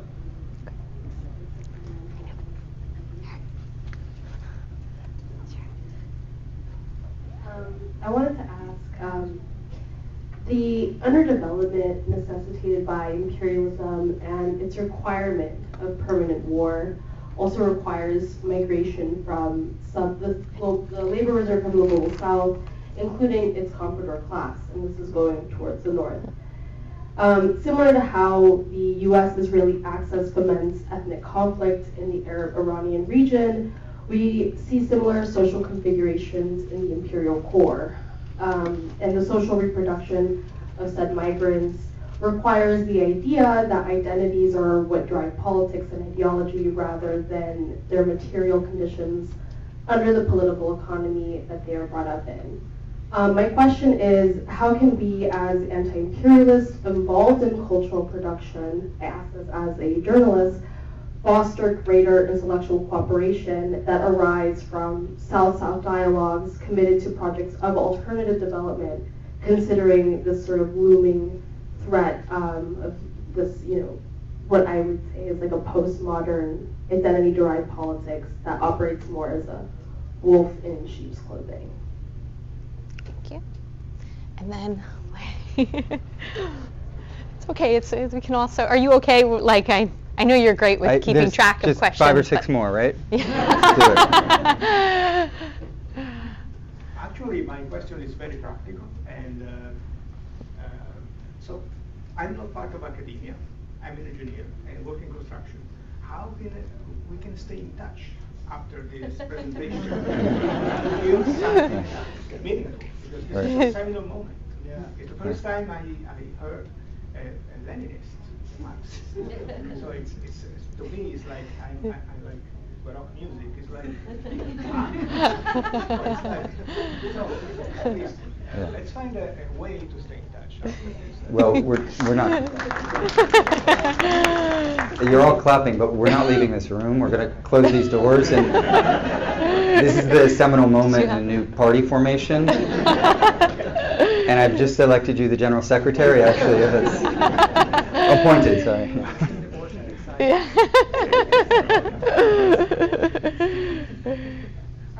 Hi, I just wanted to ask about the concept of the labor aristocracy, the intellectual labor aristocracy. Like normally, like my understanding of that concept is these are people who are proletariats, but they're basically incentivized to act against the international proletariat interests because they get super profits from imperial extraction. Is it the case that, you know, a lot of these big names and a lot of academics who are dominating the field, are they really part of the proletariat, or are they just part of, you know, the bourgeois class? Thanks. And Michael, did you have your hand up? Yeah, I was going to go ahead. Yeah, thank you so much, and I really want to say, first of all, this is a great act of intellectual courage, and I appreciate it deeply, being someone that's been in academia for a long time and has struggled as, you know, proverbial Marxist in the academy. I'd like to ask you, though, I haven't read your book. I know of it. I know the debates around it, etc. But I would like to ask, what do you think is living in these icons of the past, such as the Frankfurt School, the Negre School, you know, many other schools that, you know, you have gone to take on, you know, critical theory in general, which, of course, as you know, is an invention of Horkheimer in 1937. And what do you see alive in these works? So, for example, Marcuse writes Eros and Civilization as a moment in a nuclear threat in terms of the early build-up. You know, and he develops concepts such as the political fight as Eros. So there seems to be a lot back there. I think part of the problem maybe in terms of the effect, and this is why I think we should be careful, is people will not read these people anymore, even though, you know, they become put in the ash bin of history, right, in a sense. It becomes part of a cancel culture. So I'm concerned about that as someone, you know, that has read Negative Dialectics, Reason and Revolution, you know, these kind of works. You know, where would you see it? And also, speaking of contemporary people outside of the Zizeks of the world, or the second generation Derridians such as Nancy, or first generation Nancy, what do you think of people like Maurizio Lazzarato, for example, who is actually publishing books on the urgency of revolution, you know, where, you know, the intolerable present, right, has been trying to do similar things that you do, not in the war of ideas or in the complots, if you will, of which you're engaging. But what do you think of him who's trying to deal with this in terms of debt, you know, rising up where we really are, not only describing symptoms, but offering some new insights, if you will. Another Italian thinker, but he's living in Paris. So I'll leave it at that. Thank you so much. There's not a few more questions? Thanks for being such a lively audience and bringing all of this together. I might just combine a few of them in the interest of time. The first question concerning China's obligation to the international struggle and what a win looks like.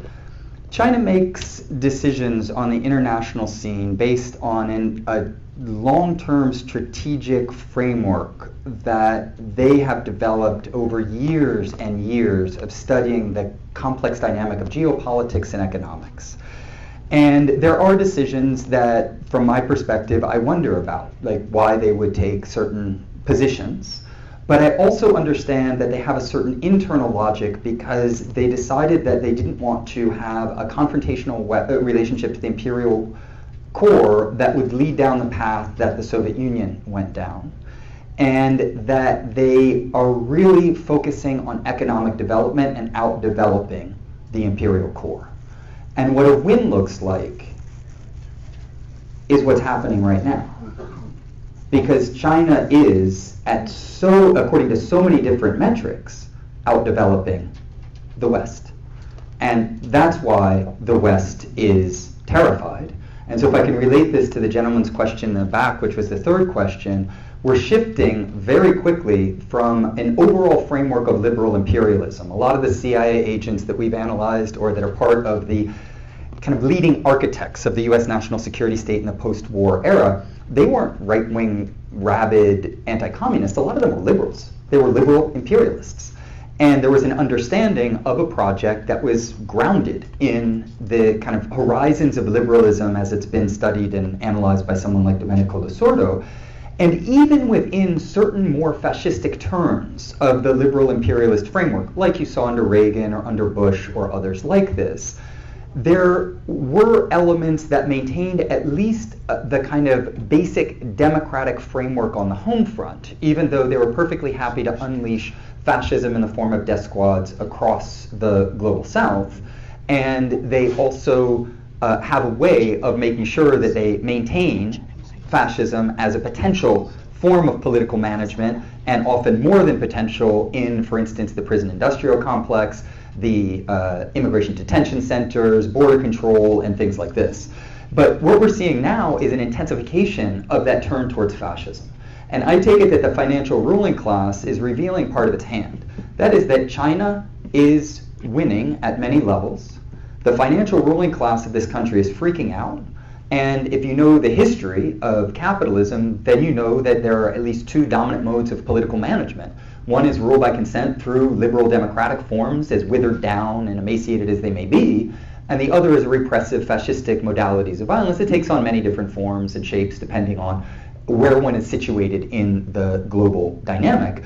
And right now what we're seeing is a massive acceleration of fascism on the home front, with all of the crackdown on the most oppressed and exploited members of the working class through the shock troops of ICE, and an intensification of imperial violence across Latin America with what's called the Don Roe Doctrine, and an attempt to cut off China's access to the source of energy for its global development project by seizing Venezuelan oil and by going after the oil fields in Iran, among many other things that are also going on. And so it's the fact that imperialism is losing against the rise of the global south, and particularly China, that's driving the financial ruling class to make sure imperialism is maintained by any means necessary. And that is also changing the dynamic, because we're dealing with a population in the United States that for decades and decades and decades has been indoctrinated into the foundational ideology of the US empire, which is we're anti-fascist. We have all these movies that are based on the Holocaust industry. We're not Nazis, we're the ones who defeated Nazis, and while quietly integrating them in all of this. But nonetheless, now we're at a moment where increasingly people are put in a situation where they have to make decisions that are rather different than the decisions they were faced with before, because the gloves are coming off. And when the gloves come off, it makes the stark opposition much clearer. It's capitalism in its more fascistic form without any velvet gloves, or it's an alternative project of development that is akin to the kind of socialist orientation that we see in certain countries around the world. Concerning political education, yeah, I didn't write this book for the people that I teach in prison. It requires a certain level of, and actually some of them could certainly read it, but it requires a certain background in particular intellectual debates, and I recognize that full well. My own educational project is one in which I think it's important for intellectuals to be able to operate at different levels. So one of the reasons that I do a fair amount of public speaking and interviews is to make content more accessible for people who aren't going to sit down and read a 450-page book. The reason also that I write often for a more popular audience, like I've written a number of pieces on fascism that I think your father could likely easily read. There's not a lot of footnotes. I do think that political education needs to operate at these different levels, because we need to be doing theoretical class struggle at all levels and with all classes. And if you have intellectual training, then you should be able to operate at the highest level of these types of debates on complex ideas in contemporary Marxism, but you should also be able to communicate the fundamental ideas to a 6-year-old. And that's the whole spectrum that we need. Regarding the question of migration and identity politics, I do think that one of the enormous weapons wielded by the ruling class consists in dividing and conquering the working class by saying that what really matters is your gender identity, your sexual identity, your racial identity, your national identity, and class gets evacuated in the process. So instead you have these little constituencies of people who don't recognize themselves first and foremost as workers. Workers who are differentially situated because they're racialized and gendered by a system that doesn't only oppress them, but has a labor hierarchy that is itself racialized and gendered in various ways. And so I think we have to push back against the kind of culturalism of identity politics that wants to create silos. Because if you're an imperialist, you're a group of very small number of people, and you have to defeat the masses. And one of the easiest ways of doing that is dividing and conquering them. So we have to be able to do two things at once. We have to recognize, like, if I was the imperial ruling class and you were all the mass of workers, if I divided all of you, it would be very easy, and then I get you to fight among one another, either playing oppression Olympics or blaming, people from Latin America for so-called stealing your jobs. There's many ways of doing this. Or all of you in the room recognize that, well, we're all oppressed by the person who owns the means of production. And we're differentially situated, and we can account for that. We can account for how this person, with his or managers, has also racialized us and divided us to try to get us to fight against one another. What we need is a universal, humanist project founded in a class politics that also uplifts the human dignity of all against these siloing effects. Staying in touch, yes. One of the things that I think is really important, particularly in our day and age, is we need community building, and we need the structures and institutional forms that allow us to not only build power, but also to collectively resource the scientific work that we're doing and the practical work that we're doing. And so, as an intellectual, I'm not just writing books and giving talks, I'm also very invested in developing an alternative, counter-hegemonic platform for intellectual production and circulation. With the Critical Theory Workshop, we do a lot of webinars, we run a summer school, we have a book series with Immanuel Ness and Jennifer, 2 of them actually, Anti-imperialist Marxism. We have an association called Spine that brings together cultural producers, organizers, and intellectuals. We have the 2nd conference that's taking place in the fall and other activities. We want to and need to build community, and we need the institutional forms by which we bring people together. The question of the PMC and the proletariat, I do think that the most coherent general definition of the proletariat, because we could get into a lot of very specific debates about it, is that people who have been proletarianized have been deprived of the means of survival, and therefore they have to work in order to survive. Otherwise they wouldn't be able to find food or shelter or other things. And the professional managerial class stratum in the imperial core is proletarianized. They have to work. They can't just live off of rents or ownership in the case of the ruling class. They often don't see themselves as workers. They don't understand themselves as proletarianized. And the professional managerial class stratum, this kind of petty bourgeois layer, is sandwiched between the ruling class that owns the means of production and then the general working class. And they tend to manifest an ideology that's relatively unstable, where at times they want to identify with the masses and posture as leftists or support, and maybe correctly so, certain popular mobilizations, while at the same time they're ultimately working for their corporate overlords, right? Of whom they might be critical in various ways, but what they tend not to see when they operate within the ideology of the petty bourgeois layer is that there's a system of ideological production that orients them to precisely keep the workers in their place, manage their minds, so that they can maintain their own class standing, as much as they might complain about their corporate overlords, or as much as they might want to identify in various ways with the general working class. And so I do think, though, again, we have to bring all people into the struggle. And so we shouldn't just sacrifice them and say, well, they're ideologically indoctrinated. We have to bring them in and get them to recognize that they're workers, and they are increasingly, one could argue, particularly in the current situation, exploited by the system. Regarding the last question, what's living in these particular traditions? Kind of going back to what I was saying earlier, in bourgeois intellectual production, the material conditions of someone like a Marcuse or Adorno, they were extraordinary conditions. These people, particularly Adorno and Horkheimer, they had access to a lot of money, and they were able to write much more at leisure than Ernesto Che Guevara, for instance, who was hunted down by the CIA. And so there are elements in their work. The development of the critique of the culture industry has elements that I think are seeing particular things that need to be further advanced. Adorno has very thoughtful critiques of the effects of recording technologies on the evolution of the music industry. And Marcuse went through a process of radicalization, and through the course of the 60s, he moved in an increasingly anti-imperialist direction and supported some forms of mobilization in the favor of women's liberation, gay liberation, racial liberation, etc. And so I have always defended a position of dialectical critique, in which you see anything positive that you might be able to garner from particular products of bourgeois cultural production, and you take whatever you can, but you're also very sober and clear about the limitations and what should be set aside. Marcuse was an operative who lied about his relationship to the Central Intelligence Agency. That's proven in the book. All the documents are there. If you're going to disprove it, then you're going to have to find better evidence to disprove it. He was also involved in the drafting of at least 2 national intelligence estimates, which are the highest form of intelligence for the U.S. government.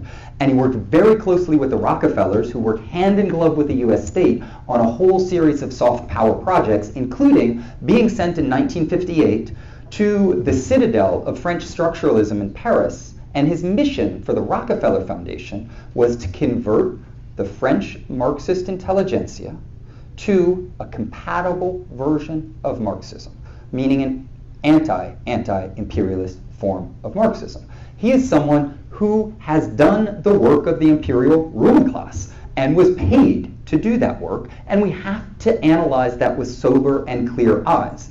The last thing that I'd say, though, is that Lazzarato, I'm familiar with some of his work, but I wouldn't be able to comment on it in any thoughtful manner, so I'll leave that aside due to my own ignorance, is that often when people confront my work, they think, well, what is to be salvaged? But a sister question that I think is equally important is what has been invisibilized? Like, what aren't we reading? Why is it that in my education, I read all of these people and was told that they were important, but nobody ever taught me, Fernández Retamar? Never. His work is translated. He's one of the leading thinkers of the Americas. I never read Caliban. Nobody even brought him up. If I mention his name in certain circles, people are like, who? How do you spell that name? They have no clue. Enrique Dussel, yeah, they know him. Nestor Cohan, who's that? Unimportant, and then they'll just dismiss it. And so there's also a way in which there is a kind of imperial regime of knowledge that creates a hierarchy that's often implicit, that says that, well, the recognizable names are the ones that we should respect, read, study, salvage, etc. But we don't focus on those who have been invisibilized by imperial intellectual history, who do have resources that in many cases, the names that I just mentioned would be great examples of this, far outstrip anything that you find, in my opinion, at least, in the work of people like Marcuse, Adorno, etc., and therefore give us real resources for addressing some of the fundamental practical problems that are facing humanity, because at the end of the day, the reason that we engage in theory isn't simply to interpret, or perhaps more importantly, if we're referencing the imperial theory industry, to misinterpret the world. The reason we're engaged in theoretical endeavors is to change and transform the world for the better, and there are incredible resources that have been invisibilized that we need to tap into for that project. So thank you.